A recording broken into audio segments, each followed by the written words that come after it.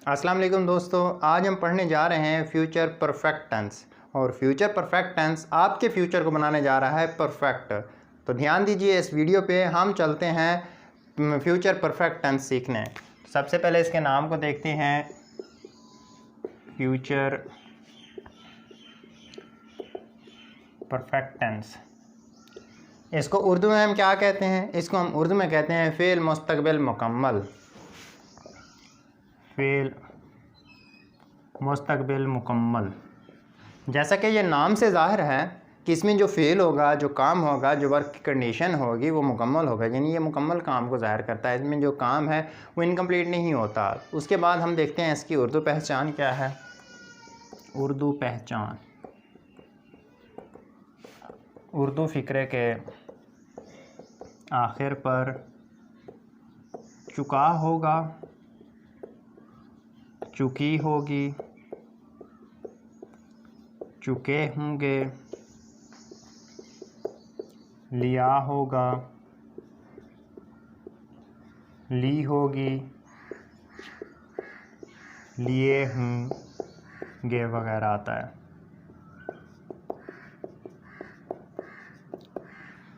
Simple सी पहचान है कि अगर किसी उर्दू सेंटेंस के एंड पर चुका होगा, चुकी होगी, चुके होंगे, लिया होगा, ली होगी, लिए होंगे आ जाता है तो आपने फौरी समझ लेना है कि ये फ्यूचर परफेक्ट टेंस है। जब आप ये फैसला कर लें उसके बाद आती है स्ट्रक्चर की बारी। इसके स्ट्रक्चर को देखते हैं। जैसे आप प्रेजेंट परफेक्ट, पास्ट परफेक्ट के स्ट्रक्चर को समझ चुके हैं, वही स्ट्रक्चर इस टेंस में अप्लाई करना है। वो कौन सा था? सबसे पहले हम लगाते थे सब्जेक्ट, फिर हम लगाते थे हेल्पिंग वर्ब, उसके बाद हम मेन वर्ब की थर्ड फॉर्म लगाते थे। याद है ना कि फ्यूचर का तीसरा टेंस है, इसी वजह से हम तीसरी फॉर्म लगाएंगे। जब परफेक्ट टेंस है परफेक्ट फॉर्म लगाएंगे। तो प्रेजेंट परफेक्ट, पास्ट परफेक्ट और फ्यूचर परफेक्ट, परफेक्ट कोई भी हो, आपने वर्ब की तीसरी फॉर्म लगानी है। उसके बाद हम लगाते हैं ऑब्जेक्ट और एंड पे लगाते हैं फुल स्टॉप। अब देखते हैं सब्जेक्ट क्या होता है। सब्जेक्ट फ़ाइल होता है। फ़ाइल क्या होता है? काम करने वाला। उसके बाद वर्ब, वर्ब क्या होता है? वर्ब फ़ेल होता है। फ़ेल क्या होता है? किसी काम को कहते हैं। उसके बाद ऑब्जेक्ट, ऑब्जेक्ट मफ़ूल होता है। मफ़ूल क्या होता है? जिस चीज़ पर काम हो।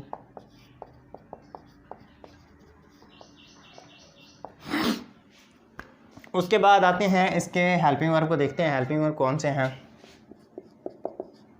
वो है विल हैव और शैल हैव।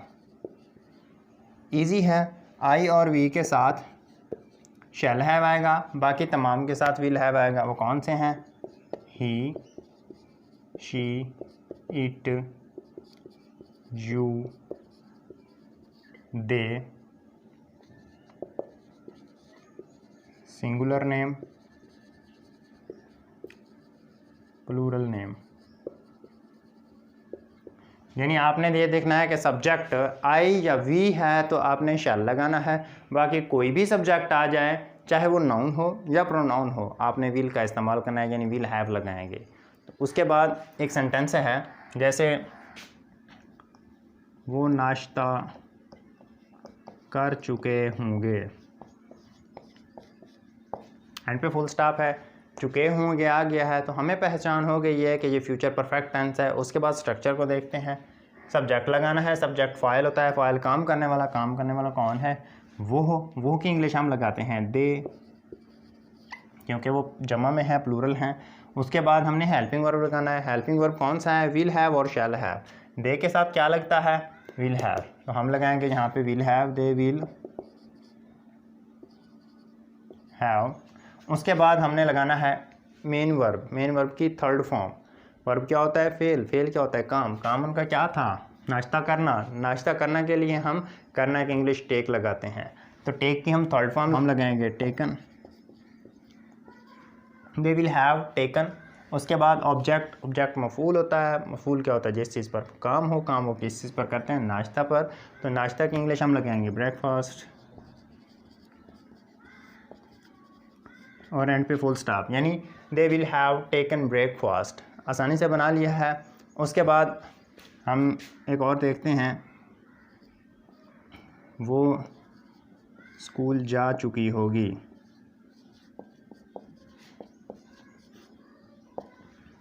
चुकी होगी आ गया है फ्यूचर परफेक्ट टेंस। फिर स्ट्रक्चर वही अप्लाई करना है, सब्जेक्ट लगाएंगे, वो है शी लगाएंगे, उसके बाद हेल्पिंग वर्ब लगाना है, शी के साथ विल हैव लगता है,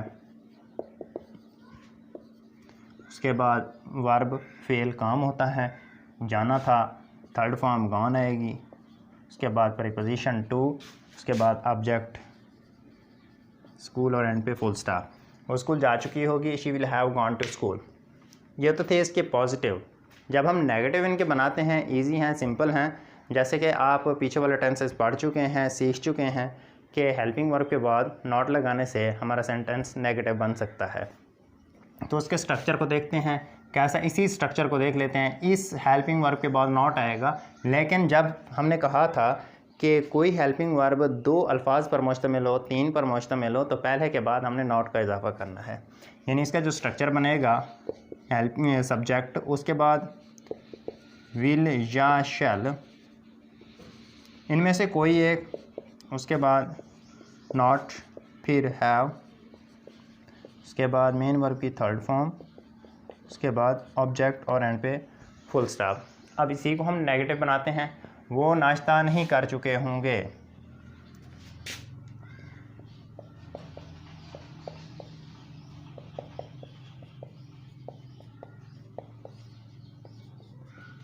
आसानी से हम बना लेंगे,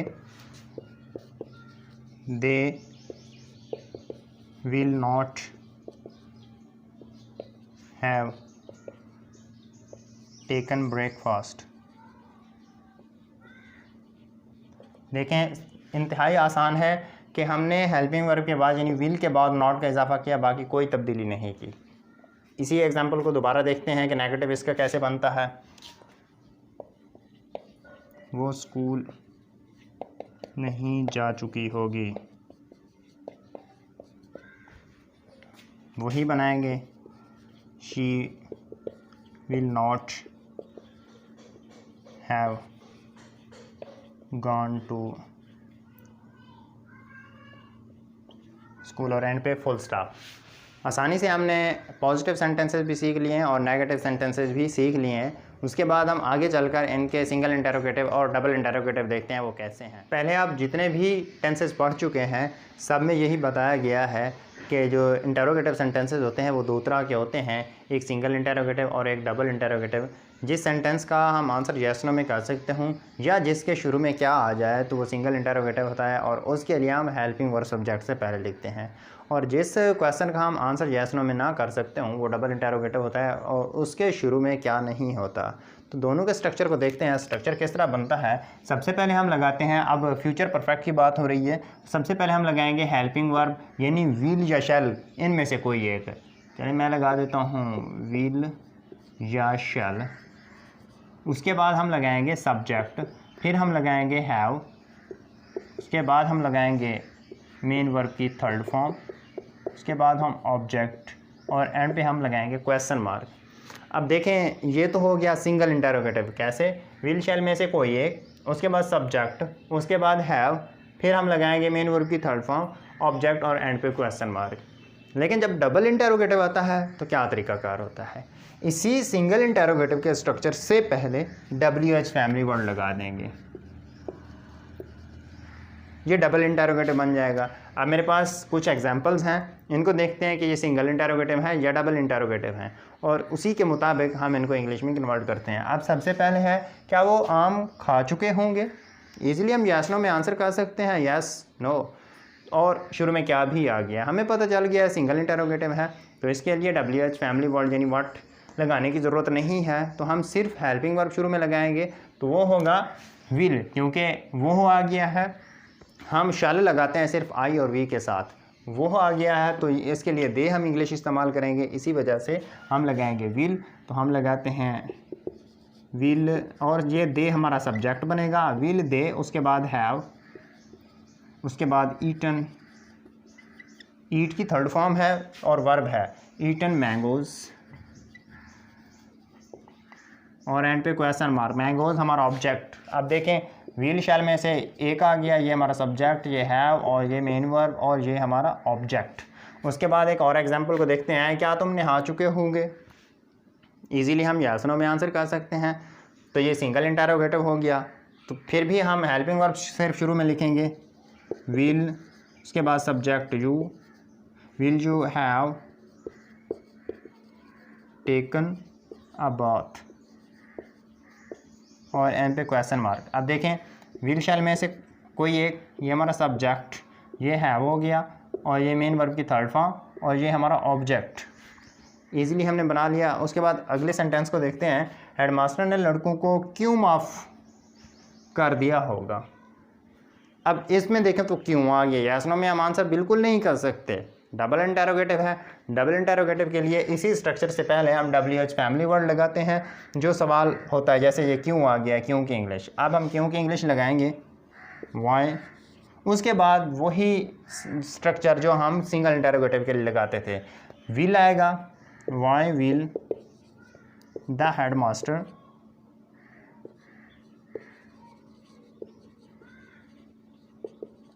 अब देखें ये हमारा सब्जेक्ट है, हैव फॉरगिवन